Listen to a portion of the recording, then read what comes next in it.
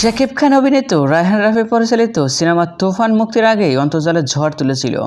ছবিটির টিজার, গান ও ট্রেলার মুক্তির পর বাংলাদেশে পশ্চিমবঙ্গের সমালোচকদের মধ্যে ইতিবাচক প্রতিক্রিয়া দেখা দিয়েছিল। চলতি বছরের 17 জুন বাংলাদেশে মুক্তি পায় তুফান সিনেমাটি। মুক্তির পর সিনেমাটি দেখতে হুমড়ি খেয়ে পড়ে দর্শক।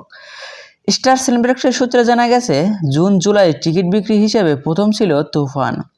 দর্শক চাহিদার কারণে মুক্তির আড়াই মাস পরও সিনেপ্লেক্সে প্রদর্শিত হচ্ছে সিনেমাটি। পরে ছবিটি মুক্তি পেয়েছে পশ্চিমবঙ্গে। দেশ বিদেশে সফলতা পাওয়ার এই ছবিটি শীঘ্রই আসছে ওটিটিতে।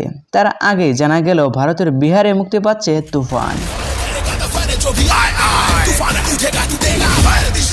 তুফান পরিবেশনায় আছেন ভারতীয় শ্রী ভেঙ্কটেশ ফিল্ম। শনিবার দুপুরে তুফানের ট্রেলার রিলিজ করে তারা জানায়, আসছে 13 সেপ্টেম্বর বিহারে মুক্তি পেতে যাচ্ছে তুফান সিনেমাটি। 1 মিনিটের তুফান ট্রেলারটি করা হয় হিন্দি ভাষায়। তুফান কাফি বাগার। সিনেমাটির ইতিমধ্যে হিন্দিতে ডাবিং হয়েছে।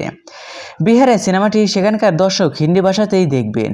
তাছাড়াও দেশের বাইরে তুফান সাড়া ফেলেছে। যুক্তরাষ্ট্র, কানাডা, অস্ট্রেলিয়া, ফ্রান্স, বেলজিয়াম অনেক দেশেই সিনেমাটি সুপারহিট হয়েছে।